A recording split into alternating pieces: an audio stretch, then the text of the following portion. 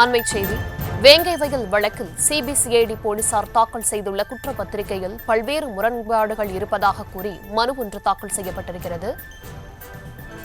வேங்கை வயல் வழக்கில் சிபிசிஐடி தாக்கல் செய்துள்ள குற்றப்பத்திரிகையில் முரண்பாடு இருப்பதாக மனு தாக்கல் செய்யப்பட்டிருக்கிறது.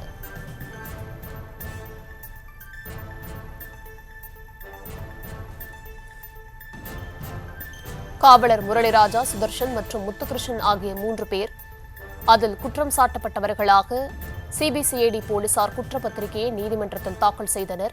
இந்த நிலையில் அந்த குற்றப்பத்திரிகையில் பல்வேறு முரண்பாடுகள் இருப்பதாக கூறி மனு தாக்கல் செய்யப்பட்டிருக்கிறது. புதுக்கோட்டை சிறப்பு நீதிமன்றத்தில் மனு தாக்கல் செய்து முறையீடு செய்யப்பட்டிருக்கிறது. அந்த அண்மைச் செய்தியை பார்த்து வருகிறோம்.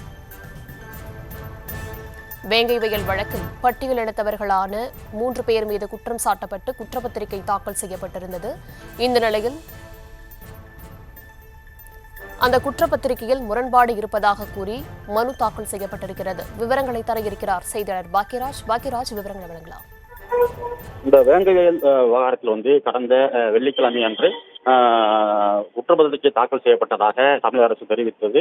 அந்த குற்றப்பத்திரிகையில் அதே பகுதியைச் சேர்ந்த முரளிராஜா, சுதர்சன், முத்துகிருஷ்ணன் ஆகிய 3 பேர் குற்றம் சாட்டப்பட்டிருந்தனர்.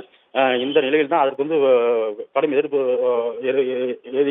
இருக்கும் நிலையில் சிபிசிஐடி போலீசார் தாக்கல் செய்துள்ள குற்றப்பத்திரிகையில் பல்வேறு முரண்பாடுகள் இருப்பதால் அதை ஏற்றுக்கொள்ளக்கூடாது என்றும் குற்றப்பத்திரிகையில் குற்றவாளிகள் என்று குறிப்பிட்டுள்ள காவலர் முரளிராஜா, சுதர்சன் மற்றும் முத்துகிருஷ்ணன் ஆகிய 3 பேரின் சார்பில் அவரது வழக்கறிஞர் புதுக்கோட்டை சிறப்பு நீதிமன்றத்தில் தற்போது மனு தாக்கல் செய்துள்ளார்.